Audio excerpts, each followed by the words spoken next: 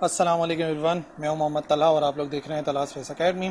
आज हम लोग फर्स्ट ईयर फेस के पास्ट पेपर्स को सॉल्व कर रहे हैं और बारी है 2010 के न्यूमेरिकल्स को सॉल्व करने की। क्वेश्चन नंबर 2 का पार्ट 8 चैप्टर नंबर 2 से रिलेटेड हमारे पास एक न्यूमेरिकल था 2010 में। If one of the rectangular components of force 50 Newton is 25 Newton. ठीक है, एक रेक्टेंगुलर कंपोनेंट गिवन है एक फोर्स का और फोर्स जो है वो 50 न्यूटन है। तो एक्चुअल फोर्स 50 न्यूटन थी और उसका एक रेक्टेंगुलर कंपोनेंट जो है वो 25 न्यूटन है। Find the value of the other, तो हमें दूसरे वाले की वैल्यू को फाइंड करना है। एक कंपोनेंट गिवन है, दूसरा फाइंड करना है और टोटल फोर्स हमें गिवन है। वही चीज़ हम डेटा में मेंशन करेंगे। फोर्स का मैग्नीट्यूड हमें 50 न्यूटन गिवन है और उसका कोई भी एक कंपोनेंट गिवन है जो कि हमें नहीं पता कि एक्स कंपोनेंट है कि वाई कंपोनेंट है, बट ये कि वो एक कंपोनेंट है और वो गिवन है 25 न्यूटन। और हमें सेकंड कंपोनेंट पता करना है जिसको हमने नाम दे दिया F2 का, और जो मालूम था उसको नाम दे दिया F1 का। तो हमें पता है जो फॉर्मूला है मैग्नीट्यूड ऑफ फोर्स, अगर मुझे मालूम करनी है, दो फोर्सेज हैं और दोनों के दरमियान का हमें मैग्नीट्यूड पता करना है और रेक्टेंगुलर कंपोनेंट है ना। देखो ये बात कंफर्म है कि रेक्टेंगुलर कंपोनेंट है, इस वजह से रेक्टेंगुलर कंपोनेंट मेथड वाला ही फॉर्मूला इस्तेमाल करेंगे हम। यानी कि दोनों फोर्सेस के जो फोर्स के जो दोनों कंपोनेंट्स है ना, उनके दरमियान में एंगल 90 डिग्री बन रहा होगा, क्योंकि गिवन है कि रेक्टेंगुलर कंपोनेंट है। दैट्स वाई हम ये वाला फॉर्मूला इस्तेमाल कर रहे हैं। तो अच्छा, एफ एक्स और एफ वाई बस इस वजह से नहीं लिखा क्योंकि हमें मालूम नहीं है कि कौन सा कंपोनेंट है। एक्स भी हो सकता है, वाई भी हो सकता है। दैट्स वाई मैंने क्या करा, एक को कर दिया F1 और एक को कर दिया F2। तो F1 का स्क्वायर प्लस F2 का स्क्वायर ऐड करके रूट लेंगे तो ये टोटल फोर्स आएगी। किसी भी एक की जगह पे वैल्यू पुट करनी है तो हमने क्या करा कि F1 की जगह पर हमने पुट कर दिया 25 न्यूटन। तो यहाँ पर आ गया 25 का स्क्वायर, और 25 का स्क्वायर कितना होता है 625। ठीक है, 25 का स्क्वायर करेंगे तो 625 आ जाएगा और F2 का स्क्वायर एज इट इज। और जो फोर्स का मैग्नीट्यूड हमें गिवन था वो कितना था, 50 था। तो 50 हमने नोट कर लिया, यहाँ पे 50 आ गया। अब क्या करना है, हमें इसको सॉल्व करना है, सिंप्लीफाई करना है। तो स्क्वायर रूट को पहले खत्म करते हैं, स्क्वायरिंग ऑन बोथ साइड्स करेंगे। तो स्क्वायरिंग ऑन बोथ साइड्स करेंगे तो यहाँ पे 50 का स्क्वायर आ जाएगा और यहाँ पे जब हम स्क्वायरिंग करेंगे तो स्क्वायर से रूट हो जाएगा कैंसिल। यहाँ पे अगर हम फॉर एग्जाम्पल स्क्वायरिंग करेंगे तो स्क्वायर से रूट हो जाएगा कैंसिल। तो यहाँ पे आ जाएगा 625 प्लस F2 का स्क्वायर और इधर आ गया 50 का स्क्वायर। नाउ हमें F2 के स्क्वायर की वैल्यू को पहले पता करना है, तो 50 का स्क्वायर कर लेते हैं। तो ये हो जाएगा कितना 2500 ना, 2500 हो जाएगा 50 का स्क्वायर, और बाकी 625 जो प्लस का था इस तरफ जाके माइनस हो जाएगा 50 के स्क्वायर यानी कि 2500 के साथ। सो 2500 में से माइनस करा देंगे 625, 2500 माइनस 625, ये बराबर आ जाएगा 1875। बट याद रखिए जो आंसर आया ना, ये आंसर आया है F2 के स्क्वायर का, और हमें स्क्वायर का नहीं, F2 का आंसर चाहिए। तो जैसे कि यहाँ पे हमने किया था, रूट को खत्म करने के लिए स्क्वायर किया था, तो अब स्क्वायर को खत्म करने के लिए दोनों तरफ स्क्वायर रूट लेंगे, taking square root on both sides. तो यहाँ पे जैसे ही स्क्वायर रूट लेंगे तो स्क्वायर से रूट हो जाएगा कैंसिल। तो यहाँ पे आ जाएगा F2, और 1875 का स्क्वायर रूट जब मालूम किया जाएगा तो वो स्क्वायर रूट बराबर आ जाएगा 43.3 न्यूटन के। तो इसका मतलब जो दूसरी फोर्स थी वो थी 43.3 न्यूटन। जो दूसरा कंपोनेंट था वो था 43.3 न्यूटन के बराबर। और इसको आप वेरीफाई भी कर सकते हो, यहाँ पे F2 की जगह पे 43.3 पुट करो, उसका स्क्वायर करो, 25 के स्क्वायर में ऐड करके फिर रूट ले लो फाइनली, तो आंसर आना चाहिए 50, जो कि वेरीफाई हो जाएगा कि जो सेकंड कंपोनेंट था फोर्स का वो 43.3 न्यूटन के बराबर था। क्वेश्चन नंबर 2 का पार्ट 9, ठीक है, ये हमारी बुक का ही न्यूमेरिकल है, चैप्टर नंबर 3 का बुक का ही न्यूमेरिकल है, न्यूमेरिकल नंबर 5। एक हेलीकॉप्टर है, उसका वेट गिवन है 3920 न्यूटन। ठीक है, हेलीकॉप्टर वेट कितना है 3920 न्यूटन। दो पार्ट है। ए पार्ट में लिखा हुआ है calculate the force on it, force on it मालूम करनी है, उसके ऊपर जो फोर्स अप्लाई हो रही होगी वो मालूम करनी है। इफ इट इज असेंडिंग, जो कि असेंड कर रहा है यानी कि ऊपर की तरफ जा रहा है vertically, at a rate of 2 metre पर सेकेंड स्क्वायर, यानी कि ऊपर की तरफ जा रहा है और उसमें एक्सेलरेशन है 2 मीटर पर सेकेंड स्क्वायर का। ये हमारा ए केस था ना, यानी कि हेलीकॉप्टर ऊपर की तरफ जा रहा है वर्टिकली और जो एक्सेलरेशन है वो उसका 2 मीटर पर सेकेंड स्क्वायर है। B part, what will be the force on the helicopter, और क्या होगी बी पार्ट में फोर्स मालूम करनी है। डिफरेंट सिनेरियो है, डिफरेंट केस है। If it is moving up vertically, और अगर वो ऊपर की तरफ मूव कर रहा है vertically with the constant speed 4 metre पर सेकेंड। तो ए पार्ट के अंदर एक्सेलरेशन 2 मीटर पर सेकेंड स्क्वायर है और दूसरे पार्ट के अंदर एक्सेलरेशन ऑब्वियसली जीरो है। कैसे पता चला, क्योंकि स्पीड कांस्टेंट है, 4 मीटर पर सेकेंड हो या 10 मीटर पर सेकेंड हो, जो भी हो एक्सेलरेशन जो है वो जीरो ही होगी। तो हमें मालूम करनी है फोर्स दोनों ही केसेस के अंदर, और वेट गिवन है हमें। तो डेटा लिख लेते हैं। वेट 3920, ए पार्ट में एक्सेलरेशन गिवन थी 2 मीटर पर सेकेंड स्क्वायर और हमें फोर्स मालूम करनी है ऑन द हेलीकॉप्टर, जिसको हमने नाम दे दिया है एफ का। ठीक है, और सेकंड पार्ट के अंदर हमें स्पीड गिवन है, तो speed of helicopter v is equal to 4 metre पर सेकेंड, और हमें फोर्स ऑन हेलीकॉप्टर मालूम करनी है सेकंड केस में। तो नाम मैंने दोनों के दे दिया एफ, एक हो गया ए पार्ट और एक हो गया बी पार्ट। सबसे पहले वेट के जरिए ना मास निकालना पड़ेगा, क्योंकि फोर्स के लिए हमें मास मालूम होना चाहिए। So W is equal to M G होता है, तो m हो जाएगा W अपॉन जी के बराबर। तो मास के लिए हम यही फॉर्मूला इस्तेमाल करते हैं।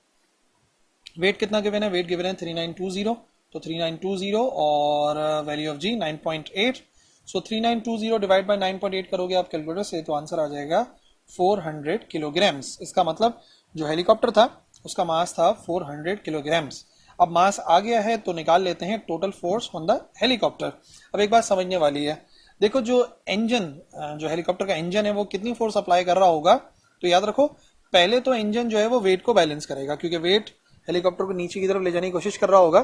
तो पहले काम जो कर रहा होगा ना ये हमारा इंजन, वो ये कोशिश कर रहा होगा कि किसी तरीके से उस वेट को बैलेंस कर दे। ठीक है ना, एक काम तो ये होगा। फिर क्या होगा, प्लस एक्सेलरेशन प्रोड्यूसिंग फोर्स, वो एक्स्ट्रा फोर्स अप्लाई करेगा, और ये वो फोर्स होगी जिसकी वजह से एक्सेलरेशन प्रोड्यूस होगा। अब मेरी बात समझ जाओ कि इंजन जो है ना दो तरीकों से फोर्सेस अप्लाई कर रहा है, यानी कि 2 टाइम्स फोर्स अप्लाई कर रहा है। एक टाइम जो फोर्स अप्लाई कर रहा है वो कर रहा है वेट को बैलेंस करने के लिए, और जो एक्स्ट्रा फोर्स है दरअसल वही फोर्स होगी जो कि प्रोड्यूस कर रही होगी एक्सेलरेशन, क्योंकि अगर वो सिर्फ उतनी फोर्स अप्लाई करेगा जितना कि वेट है, तो बॉडी के अंदर एक्सेलरेशन प्रोड्यूस होगा ही नहीं। ठीक है, तो जो फोर्स अप्लाई करेगा इंजन वो वेट प्लस एक्सेलरेटिंग फोर्स होगी। सो W प्लस एम ए कर देते हैं। एम ए का मतलब वो फोर्स जो कि एक्सेलरेशन प्रोड्यूस करेगी, उसमें वेट यानी कि W को ऐड करेंगे तो हमारे पास F का आंसर आ जाएगा, यानी कि फोर्स का आंसर आ जाएगा।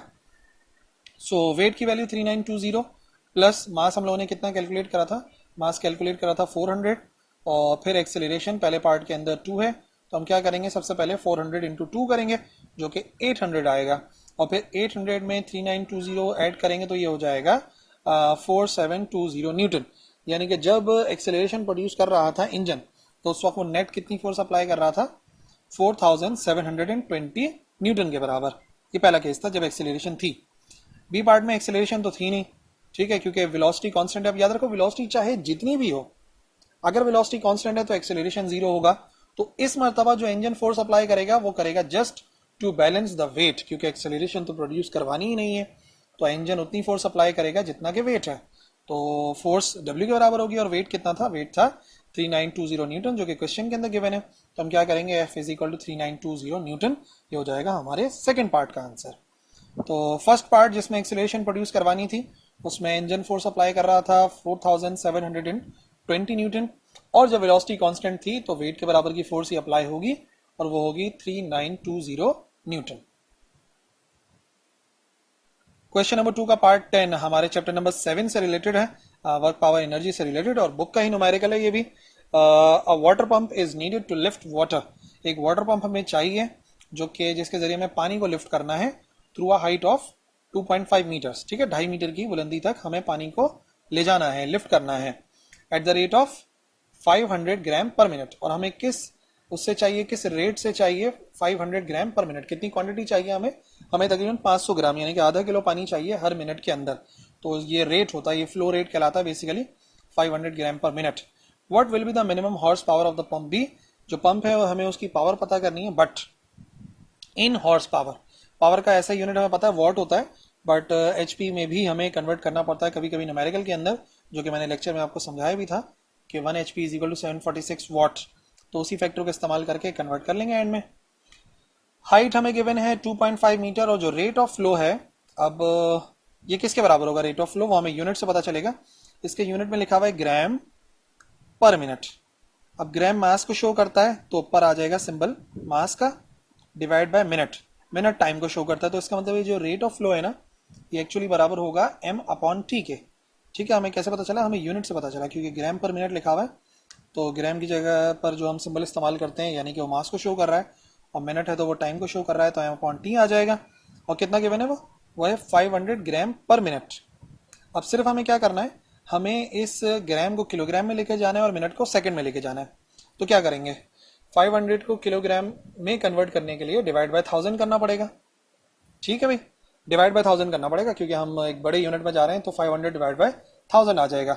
प्लस मिनट से हमें सेकंड में जाना है। अब मिनट से सेकंड में जाने के लिए हमें क्या करना चाहिए, मिनट से सेकंड में जाने के लिए हमें करना चाहिए मल्टीप्लाई, ठीक है ना, क्योंकि सेकंड्स में आंसर जो है वो ज्यादा आता है। बट जाहिर सी बात है ये अपॉन में लिखा हुआ है, तो ये भी हमने अपॉन में लिखा है इंटू 60।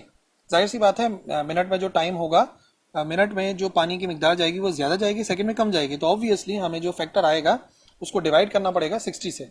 इसी वजह से याद रखो हमने क्या करा, 500 और ब्रैकेट लाजमी लगाना ताकि 60,000 हो जाए पहले, ये मल्टीप्लाई होकर और फिर 500 डिवाइड बाई 60,000 करेंगे तो ये आ जाएगा 0.0083 किलोग्राम पर सेकंड। देखो किलोग्राम से मिनट में जाने के लिए तो डिवाइड कराते हैं, बट आप लोग सोचोगे कि यार मिनट से सेकंड में जाने के लिए तो मल्टीप्लाई कराते हैं, बट मिनट खुद अपॉन में लिखा हुआ है तो जो मल्टीप्लाई आएगा वो भी अपॉन में ही आएगा। दैट्स वाई 500 डिवाइड बाई 60,000, ये वैल्यू आ गई।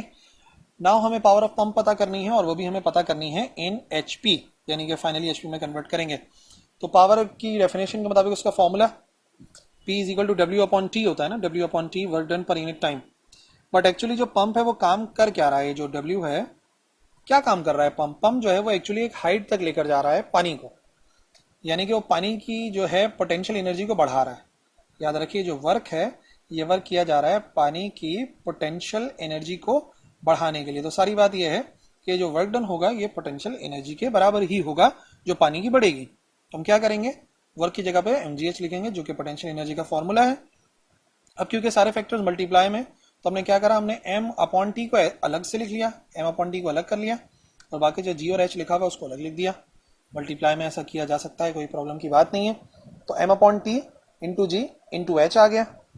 फाइनली वैल्यू पुट करनी है, m अपॉन टी हमें पता था ना, m अपॉन टी हमें जो हमने कन्वर्ट भी करा था कितना था, क्या वैल्यू थी उसकी, उसकी वैल्यू थी 0.0083, ठीक है, और बाकी g और h तो पता ही है। तो हम क्या करेंगे, m अपॉन टी की जगह पे 0.0083, g की जगह पे 9.8 और हाइट हमें गिवन थी 2.5, तीनों को मल्टीप्लाई करा के आंसर आ जाएगा 0.204 वॉट। याद रखिए जो पावर का आंसर आया है ऐसा यूनिट तो पावर का वॉट ही होता है, तो सही आंसर आया वॉट के अंदर। बट क्योंकि क्वेश्चन के अंदर रिक्वायरमेंट थी कि आपको आंसर देना है हॉर्स पावर में, तो इसको हम एचपी में कन्वर्ट करेंगे। और जैसे कि मैंने बताया एक एचपी बराबर होता है 746 वॉट के, एचपी बड़ा यूनिट है तो यकीनन इस वैल्यू को हमें 746 से डिवाइड कराना पड़ेगा। 0.204 डिवाइड बाय 746 तो आंसर आ जाएगा 2.7 एक्सपोनेंट -4 एचपी। बस सीधा सीधा इसको डिवाइड कराना है तो 2.7 एक्सपोनेंट -4 एचपी के बराबर आ जाएगी पावर। तो फिर मेंशन कर देंगे जो कुछ हमें चाहिए था, the minimum horse power required is, हमें चाहिए 2.5 मीटर की बुलंदी तक ले जाने के लिए कितनी मिनिमम हॉर्स पावर हमें चाहिए, तकरीबन 2.7 10 raise to the power -4 HP. Question number 2 का पार्ट 11, ठीक है, ये भी आ चुका है पास्ट पेपर्स के अंदर, हमारी सॉल्व एग्जाम्पल है चैप्टर नंबर 8 से रिलेटेड। एक स्ट्रिंग है जो 2 मीटर लंबी है, ठीक है, उसकी लंबाई गिवन है 2 metre long and mass 0.004 kg, ये उस रस्सी का मास है, याद रखिएगा। इज स्ट्रेच्ड हॉरिजॉन्टली, उसको हमने सीधा हॉरिजॉन्टली खींचा by passing one of its ends over a pulley, और उसका एक सिरा जो है हमने पुली पर से गुजार दिया। And the string is attached with 1 kilogram mass, और रस्सी के जरिए हमने लटका दिया 1 किलोग्राम का मास, वर्टिकली मास को हमने लटकाया हुआ है। Find the speed of the transverse wave, transverse wave produce होती हैं ऑन द स्ट्रिंग, और फ्रीक्वेंसी फाइंड करनी है फंडामेंटल की और फिफ्थ हार्मोनिक की eight which the string will vibrate. देखो ऐसा है, एक फिक्स पॉइंट है यहाँ पर ना, ये एक फिक्स पॉइंट है, यहाँ से हमने एक रस्सी को गुजारा, ठीक है, ये एक रस्सी है जिसको हम गुजार रहे हैं, और यहाँ पर उसको गुजार दिया हमने एक पुली पर से ना, इसको हम एक पुली पर से गुजार रहे हैं, और पुली पर से गुजारने के बाद यहाँ से इस पर 1 किलोग्राम का वेट हमने हैंग कर दिया। यहाँ पर हमने फॉर एग्जांपल 1 kg वाला मास हैंग कर दिया, जिसकी वजह से ये स्प्रिंग ना, ये जो स्ट्रिंग है वो टाइट हो जाएगी एकदम ना।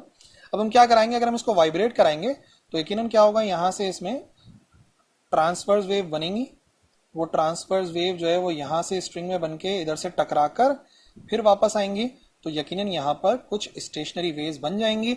और कितनी लंबाई वाली स्ट्रिंग है, लंबाई स्ट्रिंग की है 2 मीटर, और रस्सी का मास हमें पता था और 1 किलोग्राम हमने हैंग किया था, तो स्पीड मालूम करनी है जो ट्रांसवर्स वेव इसमें बनेंगी, और फंडामेंटल और फिफ्थ हार्मोनिक पता करना है। फंडामेंटल यानी कि एक लूप के लिए, और फिफ्थ हार्मोनिक का मतलब हो गया 5 लूप्स के लिए हमें फ्रीक्वेंसी पता करनी है। तो ये एक्चुअली सोनोमीटर से रिलेटेड एक सॉल्व एग्जाम्पल है चैप्टर नंबर 8 की। लेंथ आ गई, मास स्मॉल एम से शो करेंगे, मास ऑफ स्ट्रिंग को न्यूमेरिकल में ऐसे ही है, फॉर्मूले में भी ऐसे ही है, और मास जो हमने अटैच करा था स्ट्रिंग से वो कैपिटल एम कर देते हैं ताकि दोनों में फर्क रहे, 1 kg है। वेलोसिटी ऑफ ट्रांसवर्स वेव पता करनी है, of frequency of fundamental mode यानी कि F1 फर्स्ट लूप के लिए, और fundamental of fifth harmonic, sorry यहाँ पे गलती से फोर्थ लिख दिया मैंने, फिफ्थ हार्मोनिक का पता करना है, क्वेश्चन में फिफ्थ हार्मोनिक है और यहाँ पे सही लिखा हुआ है F5, वो हमें फाइंड करना है। तो पहले स्पीड ऑफ ट्रांसवर्स वेव का फॉर्मूला इस्तेमाल करते हैं, सोनोमीटर में भी स्टडी करा था, V is equal to under root mg यानी कि जो भी टेंशन इन द स्ट्रिंग होती है डिवाइड बाय म्यू, ये जो m ओवर l लिखा हुआ है ना, इसको हमने म्यू के जरिए भी देखा, म्यू यानी कि linear density of the string, और लीनियर डेंसिटी का मतलब क्या होता है, उस स्ट्रिंग के मास को डिवाइड करा दो उसी रस्सी की लंबाई से, तो हमें लीनियर डेंसिटी मिल जाएगी, तो म्यू भी लिख सकते हैं, या डायरेक्टली आप लिख सकते हैं यहाँ पे small m divide by l, small m का मतलब उस रस्सी का मास। बाकी ऊपर टेंशन भी आ सकता है T, जो कि फोर्स है तो mg के बराबर होती है, वेट के बराबर, और मास कैपिटल M इस वजह से लिखा है क्योंकि जो मास लटका हुआ था रस्सी पर उसको हमने कैपिटल M से शो करा था। वैल्यूज पुट करनी है बस, 1 इंटू 9.8 और mass of string divide by 2, simplify करना है तो 9.8 डिवाइड बाय 0.002 और फिर रूट लेंगे तो आंसर आ जाएगा 69.9 या एग्जैक्ट 70 भी आ रहा है, so it's very good. Speed of transverse wave आ जाएगी हमारे पास 70 मीटर पर सेकेंड। तो भाई मेन पहला वाला पार्ट तो सॉल्व हो गया, अब आ जाओ फिफ्थ और फंडामेंटल हार्मोनिक के लिए। तो जो जनरल फॉर्मूला स्टेशनरी वेव्स के अंदर हम लोगों ने स्टडी करा था,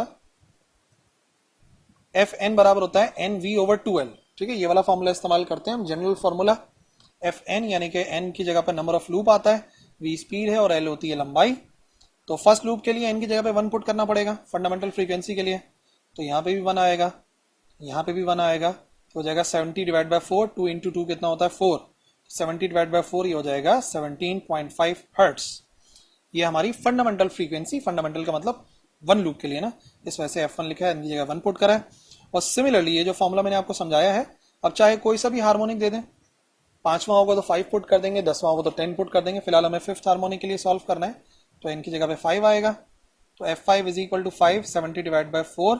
तो सिर्फ ये भी कर सकते हो कि जो फंडामेंटल फ्रीक्वेंसी आई है उसको मल्टीप्लाई 5 कर दो, क्योंकि ये वाला फॉर्मूला भी हम लोगों ने पढ़ा है ना, ये बेसिकली खुद किसके बराबर होता है, ये बराबर होता है F1 के। तो अगर हमें फंडामेंटल फ्रीक्वेंसी पता है तो हम सिर्फ उसको नंबर ऑफ लूप से मल्टीप्लाई करा दें, अगर 5वें के लिए चाहिए तो 5 से मल्टीप्लाई करा दें, तो 17.5 को 5 से डायरेक्टली मल्टीप्लाई कर सकते हैं या फॉर्मूला ही पुट कर सकते हो, तो आंसर आएगा 87.5 हर्ट्स। ये है frequency of the fifth harmonic, यानी कि 5 लूप्स के लिए जो आंसर आया है ना। अब क्या कर लो कि आप आंसर लिख दो, वेलोसिटी ऑफ ट्रांसवर्स वेव कितनी आई 70 मीटर पर सेकेंड, और frequency of the first harmonic आई थी 17.5, और 5वें वाले की जो आई है वो आई है 87.5 हर्ट्स के बराबर। Question number 12, simple pendulum completes 4 vibration, chapter number 8 का न्यूमेरिकल है। एक सिंपल पेंडुलम है, वो कंप्लीट कर रहा है 4 वाइब्रेशन 8 सेकंड के अंदर ऑन द सरफेस ऑफ अर्थ, ऐसा वो कर रहा है अर्थ की सरफेस के ऊपर। Find the time period on the surface of moon, moon की सरफेस पे वही टाइम पीरियड पता करना है। Where the acceleration due to gravity is 1/6 of the earth, जो वैल्यू ऑफ जी है on the surface of moon वो 1/6 है अर्थ की ग्रेविटी के लिहाज से। तो नंबर ऑफ लूप्स गिवन है, टाइम गिवन है, और value of ji on the surface of moon given है। तो याद रखो नंबर ऑफ वाइब्रेशन या नंबर ऑफ लूप 4 हैं, जो कि वो मुकम्मल कर रहा है सिंपल पेंडुलम कितनी देर में, 8 सेकंड के अंदर। और time period of simple pendulum on the surface of moon पता करना है ना, तो टी के साथ सब्सक्रिप्ट में एम लिख देते हैं ताकि पता रहे time period on the surface of moon.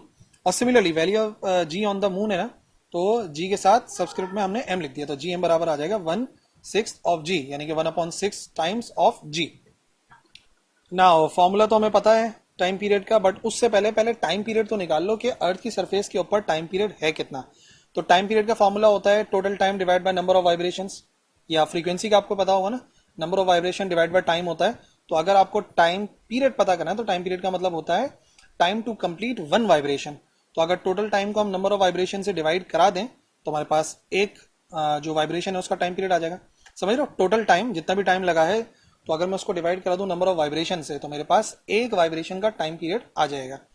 तो वही काम कर रहे हैं, टोटल टाइम स्मॉल टी से शो करते हैं, जो कि यहाँ पे लिखा भी हमने, और एन हो जाएगा नंबर ऑफ वाइब्रेशन, तो यहाँ पर आ गया एन। नाउ टाइम कितना था, टाइम था 8 सेकेंड, और वाइब्रेशंस कितनी हुई हैं, वाइब्रेशंस हुई हैं 4। तो 8 डिवाइड बाय 4, 4 1 जार 4 और 4 2 जार 8 हो जाएगा, तो ये हो जाएगा कितना 2 सेकेंड के बराबर। अब याद रखो ये जो टाइम पीरियड आया है ना, इसके साथ मैंने ई लिखा नहीं है, लेकिन याद रखो ये है time period of the pendulum on the surface of earth, earth की सरफेस के ऊपर 2 सेकेंड है। अब देखना ये है कि वहां पे जाके टाइम पीरियड कितना हो जाएगा on the surface of moon. ठीक है, फॉर्मूला टाइम पीरियड का अगर इस्तेमाल करें on the surface of moon तो वैसे t is equal to 2 pi under root l over g होता है ना, लेकिन फॉर मून हमने क्या कर दिया, सबस्क्रिप्ट में इसके साथ भी m लिखा और इसके साथ भी m लिख दिया। अब लंबाई थोड़ी बदलेगी, वैल्यू ऑफ g बदलेगी, जिसकी वजह से टाइम पीरियड बदलेगा। ठीक है, हम उसी पेंडुलम को लेकर जा रहे हैं उठाकर, हम उसकी लंबाई को चेंज नहीं कर रहे, इस वजह से l के साथ m या e कुछ भी नहीं लिखा। सो रुक जाते हैं, ये हो गई हमारी equation number 1 on the surface of moon. अब यही फॉर्मूला अगर मैं लिखूं on the surface of earth तो उसके लिए क्या करेंगे, m हटा देंगे तो t is equal to 2 pi under root l over g होता है। ये हो गई हमारी इक्वेशन नंबर 2। अब देखो ये जो इक्वेशन नंबर 1 थी ना, जो कि थी on the surface of moon, और जो आई है हमारे पास इक्वेशन नंबर 2 वो आई है फॉर द सरफेस ऑफ अर्थ। ठीक है, वो हमारे पास सरफेस ऑफ अर्थ के लिए आई है, और वो है equation 2 pi under root l over g, equation number 2। अब सिर्फ हमें क्या करना है, हमें डिवाइड कराना है। ठीक है ना, हमें इक्वेशन नंबर 2 को 1 से या इक्वेशन नंबर 1 को 2 से डिवाइड कराना है। तो बहरहाल हम 2 को 1 से डिवाइड करा देते हैं। तो उसके लिए क्या हो जाएगा, उसके लिए हो जाएगा T M upon T is equal to 2 pi, ये वाला मून के लिए है L over G M divide by 2 pi, और ये एल ओवर जी आ गया for the surface of earth. तो हमने दोनों इक्वेशंस को करा दिया डिवाइड, और राइट हैंड साइड पे आप देखो तो टी एम अपॉन टी कर दिया। टी अपॉन टी इसी वजह से किया क्योंकि ऊपर जो है वो इक्वेशन नंबर 2 की वैल्यू आएगी, सॉरी इक्वेशन नंबर 1 को हमने 2 से डिवाइड करा, यहाँ पे गलती से 2 डिवाइड बाय 1 लिख दिया। इक्वेशन नंबर 1 को हम डिवाइड करा रहे हैं 2 से, तो जो मून वाली वैल्यूज हैं वो ऊपर आ रही हैं और जो अर्थ वाली वैल्यूज हैं वो आ रही हैं नीचे। ठीक है, अब डिवाइड के साइन को चेंज करो मल्टीप्लाई में, हम डिवाइड के साइन को मल्टीप्लाई में चेंज करेंगे तो जो बाद वाली वैल्यू उसका रेसिप्रोकल हो जाता है, तो ये 1/2 पाई हो जाएगा, यहाँ पे g ओवर एल हो जाएगा। फाइनली जो कैंसिल हो रहा है कैंसिल करते हैं, 2 पाई से 2 पाई कैंसिल, और अगर रूट में देखा जाए तो यहाँ पे l से l कैंसिल हो जाएगा। तो इसमें हमें बचेगा क्या, हमारे पास बचेगा g ओवर जी एम, और राइट हैंड साइड पे लेफ्ट हैंड साइड पे लिखा हुआ है टी एम अपॉन टी। ठीक है, देख लो आ गया g upon G M. Now सिर्फ हमें वैल्यूज पुट करनी है ताकि हमें टी एम की वैल्यू मिल जाए। तो time period on the surface of earth कितना था, वो 2 था जो एक्चुअली हमने पता करा, और value of ji on the surface of moon, actual value of g का 1/6 होती है, तो हमने वैल्यू पुट नहीं करी बल्कि हमने क्या कर दिया 1/6 जी ही लिख दिया, जिसका फायदा पता क्या होगा, जी से जी हो जाएगा कैंसिल। अब 1/1/6 ये खुद बराबर होता है 6 के, सो 2 इंटू अंडर रूट 6 ये बराबर आ जाएगा 4.89 सेकेंड। ये आ गया time period of the that pendulum on the surface of moon, 4.89 seconds. ठीक है, और फिर बस आंसर ही मेंशन करना है, यही तो हमें मालूम करना था। आ जाएगा time period of the simple pendulum at the surface of moon is 4.89 seconds. ठीक है, 4.89 सेकेंड्स के बराबर आ जाएगा। Question number 13, a magnifying glass produces an image of magnification 6. ठीक है, 6 magnification है। What is the power of the lens? और power of the lens हमें पता करनी है। What is the best position of the object? Object की best position यानी कि object distance पता करना है। If a watchmaker holds the same lens, उसी लेंस को जो एक घड़ी साज है जो कि घड़ियां बनाते हैं, तो आप लोगों ने देखा होगा वो लोग इस्तेमाल करते हैं ये मैग्नीफाइंग ग्लास, क्योंकि घड़ी के जो पुर्जे हैं ना बहुत छोटे छोटे होते हैं, तो वही इस्तेमाल करते हैं। तो जो वॉच मेकर है वो होल्ड करता है उसी लेंस को क्लोज टू हिज आई, आंख के करीब, और वो डैमेज्ड स्प्रिंग देखना चाहता है उस घड़ी का। ठीक है, तो damaged spring of the watch वो देखना चाह रहा है, तो हमें best position of the object पता करनी है यानी कि पी पता करना है, और फर्स्ट पार्ट के अंदर पावर ऑफ द लेंस मालूम करनी है। सो पावर ऑफ लेंस मालूम करना है, बेस्ट पोजीशन मालूम करनी है, और लीनियर मैग्निफिकेशन हमें पता है कितनी है, 6। अच्छा, अब मैग्नीफाइंग ग्लास की मैग्निफिकेशन का फॉर्मूला होता है m is equal to 1 plus D over F. D least distance of distant vision होता है और f होती है फोकल लेंथ। तो एक्चुअली जो पावर ऑफ लेंस है वो मालूम हम तभी कर सकते हैं जब हमें पता हो फोकल लेंथ। तो इस वजह से हम इस फॉर्मूले के जरिए पहले फोकल लेंथ निकालेंगे और उसके बाद हम फाइंड करेंगे पावर ऑफ लेंस। डी तो कांस्टेंट है ना, और m हमें गिवन है, तो 6 is equal to 1 plus 25 over f। 1 इस तरफ जाके माइनस होगा, 6 minus 1 5 is equal to 25 upon f, और अगर f की वैल्यू निकालेंगे तो ये क्या हो जाएगा, कैंसिल हो जाएगा, 5 5 25, और f अलग से इधर चला जाएगा, तो f बराबर आ जाएगा 5 सेंटीमीटर्स के। तो मैंने बताया ना फोकल लेंथ हमने क्यों निकाली है, ताकि हम पावर ऑफ लेंस पता कर सकें। सो पावर ऑफ लेंस खुद किसके बराबर होती है, पावर ऑफ लेंस बराबर होती है 1 ओवर f, और वो जो फोकल लेंथ होनी चाहिए वो होनी चाहिए मीटर्स के अंदर। याद रखो, पावर ऑफ लेंस के लिए बार बार मैंने बताया जो फोकल लेंथ है उसको मीटर में लाजमी तौर पे कन्वर्ट करना पड़ता है। तो क्या करेंगे, मीटर में कन्वर्ट करने के लिए 5 डिवाइड बाय 100 लाजमी करना पड़ेगा। जब हम कन्वर्ट करना चाहेंगे मीटर्स में, डिवाइड बाय 100 तो 0.05 आएगा, और 1 डिवाइड बाय 0.05 बराबर आएगा 20 डाईऑप्टर्स। तो जो हमारे क्वेश्चन का पहला पार्ट था ना, पावर हमें पता करनी थी, तो वो 20 डाईऑप्टर्स के बराबर होगी। सेकेंड पार्ट में ऑब्जेक्ट डिस्टेंस पता करना है, यानी कि पी पता करना है बेसिकली हमें। तो जो लेंस इक्वेशन है वही बेस्ट है, 1/f is equal to 1/p plus 1/q। और बेस्ट व्यू के लिए, क्योंकि मैं चाह रहा हूं कि वो सही तौर से उस डैमेज स्प्रिंग को देख लें, तो वो 25 सेंटीमीटर होता है। Least distance of distinct vision clearly देखने के लिए सबसे कम फासला 25 होता है। क्यू की जगह पे इसी को पुट करना है, बट क्योंकि वर्चुअल इमेज बनता है with the help of magnifying glass, जो कि हमने पढ़ा भी था मैग्नीफाइंग ग्लास के अंदर, इस वजह से माइनस के अंदर पुट करना है। सो 1/p इज इक्वल टू 1/- का 25, माइनस प्लस माइनस हो जाएगा, तो 1/p माइनस 1/25, माइनस का 1/25 इस तरफ जाके प्लस का 1/25 हो जाएगा, और 1/p हो जाएगा अलग, जो कि हमें फाइंड करना है। एलसीएम लेना पड़ेगा, एलसीएम लेके यहाँ पर आएगा 25 और ऊपर आ जाएगा 5 + 1, जो कि खुद किसके बराबर है, वो बराबर आ जाएगा 6 के। एलसीएम लिया बेसिकली, 1/5 प्लस 1/25 6/25 के बराबर होगा। और क्योंकि वैल्यू p की चाहिए तो हम रेसिप्रोकल करेंगे, p ऊपर 1 नीचे और 25 ऊपर और 6 नीचे चला जाएगा, तो 25 डिवाइड बाई 6 ये बराबर हो जाएगा 4.16 सेंटीमीटर्स के। ये आ गया हमारे पास ऑब्जेक्ट डिस्टेंस, जो कि दूसरा रिक्वायर्ड हमारे पास पार्ट था। मैग्निफिकेशन 6 आई थी, और जो अच्छा मैग्निफिकेशन तो थी ही 6, ठीक है, और जो डिस्टेंस को हमें रखना था वो था 4.16 सेंटीमीटर्स।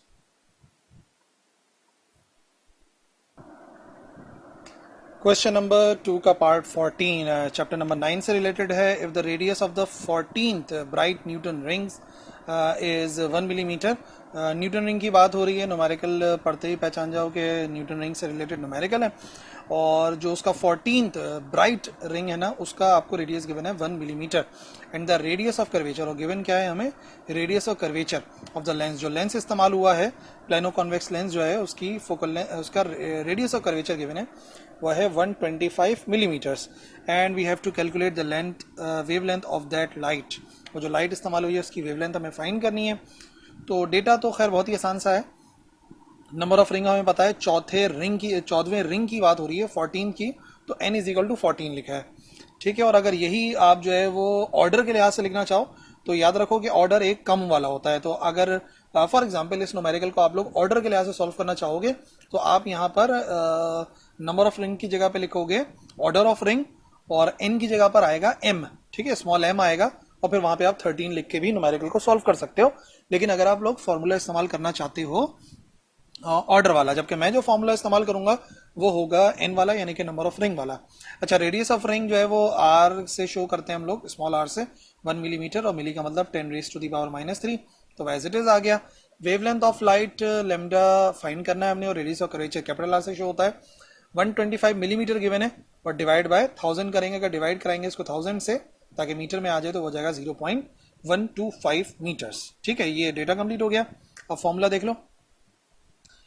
nth ब्राइट रिंग के लिए जो फॉर्मूला है ना वो ये है, जो अगर मुझे रेडियस फाइंड करना है nth ब्राइट रिंग का, तो r is equal to √n minus half lambda r के बराबर है, ठीक है। याद रखो ये जो फॉर्मूला मैंने लिखा है ये नंबर ऑफ रिंग वाला है, और आप लोग अगर ऑर्डर वाला लिखना चाहते हो तो ऑर्डर वाले में आप लोग लिख सकते हो, वो m plus half lambda r है, ठीक है। लेकिन वो जाहिर सी बात है वो ऑर्डर की बात हो रही है, हम यहाँ पर नंबर ऑफ रिंग से सॉल्व करेंगे। ओके, तो रेडियस हमें गिवन है 1 - 3, और n की जगह पे 14 पुट करेंगे, 14 माइनस हाफ 13.5 हो जाएगा, और लेमडा और 0.125 एज इट इज। रूट खत्म करना है सबसे पहले, तो एक काम करते हैं, स्क्वायरिंग कर लेते हैं ऑन बोथ साइड्स। तो स्क्वायरिंग करने के बाद ये आंसर आ जाएगा, यहाँ पे 14 में से आधा निकाल दो तो 13.5 बचेगा, और अब सिर्फ हमें रीअरेंज करना है लेमडा को, तो 13.5 और ये जो 0.125 लिखा हुआ है ये इस तरफ जाके डिवाइड हो जाएगा, और डिवाइड होने के बाद जब इसको सिंप्लीफाई करेंगे तो आंसर आएगा 592.5 10⁻⁻⁹ मीटर। और क्योंकि लेमडा है और बहुत छोटी वैल्यू है तो बेहतर है कि इसको आप नैनोमीटर में लिख सकते हो। तो रिजल्ट जो आप मेंशन करोगे वो आप करना नैनोमीटर के अंदर, तो आंसर आ जाएगा the light of wavelength used is 592.5 nanometres. एक यूनिफॉर्म लेडर है जिसकी लेंथ L गिवन है और उसका वेट है 50 न्यूटन, रेस्ट कर रही है against a smooth vertical wall, एक स्मूथ वर्टिकल वॉल है उसके साथ रेस्ट कर रही है। If the coefficient of friction between ladder and ground वो है 0.4, तो हमें वो एंगल मालूम करना है कि लैडर स्लिप ना हो, यानी कि मिनिमम एंगल पता करना है जिस पर जो लैडर है वो इक्विलिब्रियम में रहे। मेन बात यह है कि वो इक्विलिब्रियम में रहे, तो ये बात हमें समझनी है। अच्छा जी, अब पहले ये डायग्राम बहुत इंपॉर्टेंट है, देख लो कौन कौन सी फोर्सेस एक्ट कर रही हैं। सबसे पहले लैडर का वेट है जो डाउनवर्ड होगा, ये आ गया, ठीक है। फिर जिस दीवार पे रखा है उस दीवार का नॉर्मल रिएक्शन आएगा इस तरफ, अगर ये दीवार है तो दीवार यकीनन उसके ऊपर फोर्स अप्लाई करेगी, ये आ गया नॉर्मल रिएक्शन, ठीक है। फिर फ्रिक्शन जो रोक रही होगी उसको स्लिप होने से, वो ये आ गई, ठीक है, एक्स एक्सिस के अंदर। और इसी तरीके से जो सरफेस है जो कि रिएक्शन कहलाता है, ये आ गई रिएक्शन, ठीक है। तो ये फ्रिक्शन है, ये रिएक्शन है, ये वेट है, और ये एफ एन जो है ना, ये नॉर्मल रिएक्शन है वॉल का। जो भी डेटा में देख लो कि लेंथ एल है, वेट 50 न्यूटन है, कोफिशिएंट ऑफ फ्रिक्शन 0.4, और मिनिमम एंगल जो है हमें फाइंड करना है जो कि थीटा के बराबर है। और लिखा हुआ है ना कि लैडर स्लिप ना हो, यानी कि लैडर रहे इक्विलिब्रियम में। मेन बात यह है कि लैडर का इक्विलिब्रियम में रहना ज़रूरी है। तो भाई सबसे पहले लैडर प्रॉब्लम का यही तरीक़ेकार है कि पहले आप लोग इस्तेमाल करें फर्स्ट कंडीशन ऑफ इक्विलिब्रियम, जिसके मुताबिक एक्स एक्सिस में लगने वाली तमाम फोर्सेस का सम ज़ीरो होना चाहिए, वाई एक्सिस में लगने वाली तमाम फोर्सेस का सम ज़ीरो होना चाहिए। तो ठीक है, एक्स एक्सिस में कितनी फोर्सेस हैं, एक है एफ़ और एक है एफ एन। तो यकीनन अगर टोटल फोर्सेस ज़ीरो हैं तो ये दोनों एक दूसरे को बैलेंस कर रही होंगी, यानी कि एफ़ बराबर होगा एफ एन के। Let's say this is our equation number 1।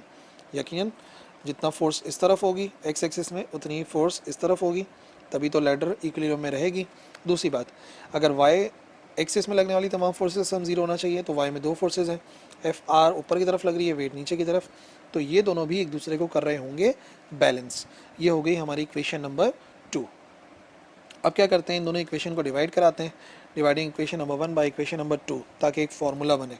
आइए बताते हैं, एफ ओवर एफ आर आ गया इधर, और इधर आ गया एफ एन अपॉन डब्ल्यू, और ये जो लिखा होता है ना limiting friction divide by normal reaction, ये जो है ना लिमिटिंग फ्रिक्शन और जो रिएक्शन होता है दोनों को डिवाइड कराते हैं, तो ये होता है कोफिशिएंट ऑफ फ्रिक्शन। इसी वजह से जहाँ पे लिखा हुआ है एफ अपॉन एफ आर, वहाँ पे हम लिख सकते हैं कोफिशिएंट ऑफ फ्रिक्शन, यानी कि म्यू, और F N upon W as it is. अच्छा, म्यू हमें गिवन था 0.4 आ गया, और वेट भी हमें पता है 50 के बराबर है, इधर जाके मल्टीप्लाई होगा, तो एटलीस्ट हमारे पास एफ एन का आंसर आ गया है 20 न्यूटन के बराबर। नाउ आगे बढ़ते हैं, सेकंड कंडीशन ऑफ इक्विलिब्रियम को अप्लाई करना है, जिसके मुताबिक टोटल टॉर्क जो है वो किसी बॉडी के ऊपर लगने वाला ज़ीरो होना चाहिए।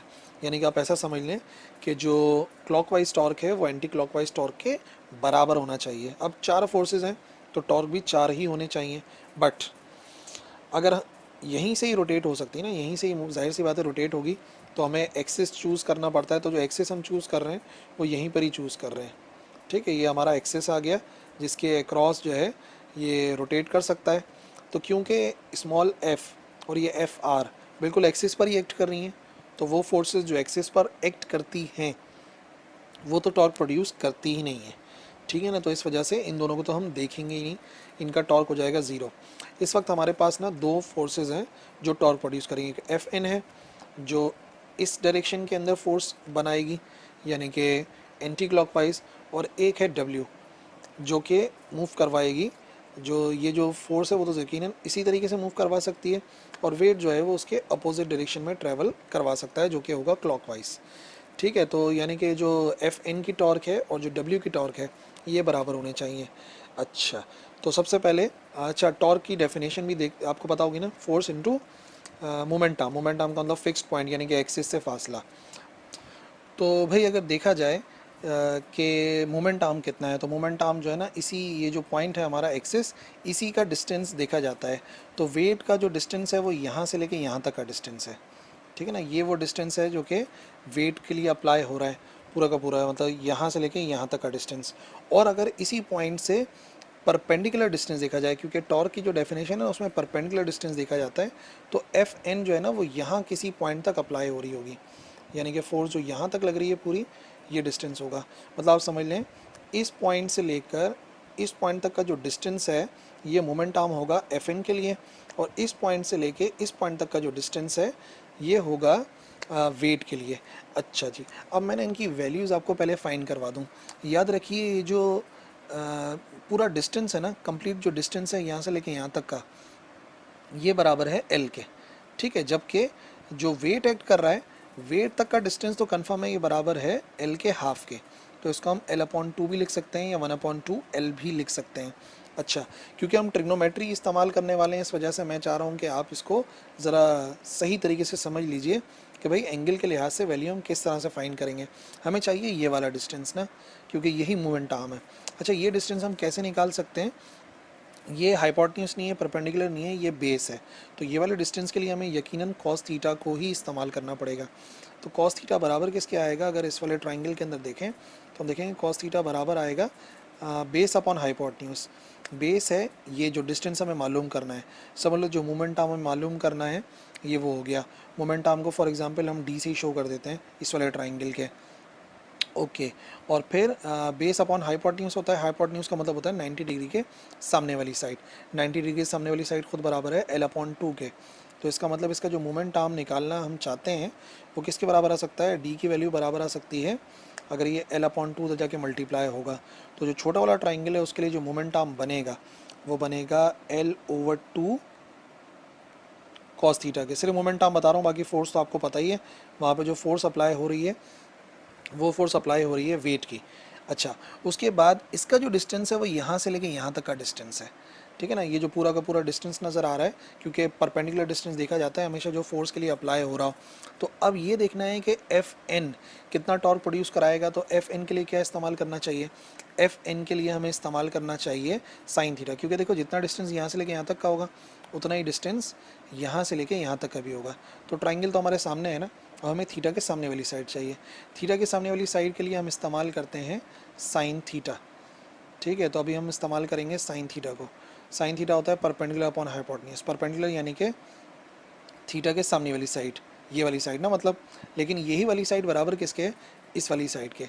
इस वजह से हम क्या करेंगे, इसकी जगह पे मैं इसका मोमेंट आर्म लिख देता हूँ, यानी कि D over perpendicular upon hypotenuse 90 degree के सामने वाली साइड, ठीक है। 90 डिग्री के सामने वाली साइड कौन सी है? ये वाली साइड जो हम ट्राइंगल देख रहे हैं पूरी कंप्लीट, जिसकी लेंथ कितनी है? जिसकी लेंथ बराबर है एल के। तो अगर मैं डी की वैल्यू निकालूंगा तो ये किसके बराबर आ जाएगा? एल साइन थीटा के। अब आप ये बात समझ लीजिए कि बड़े वाले ट्राइंगल का जो मोमेंट आर्म है वो एल साइन थीटा के बराबर है, और छोटे वाले ट्राइंगल जो वेट के लिए है उसका जो मोमेंट आर्म है वो L upon two cos theta के बराबर है। तो अब पूरी वैल्यू पुट करेंगे टॉर्क की, तो देखें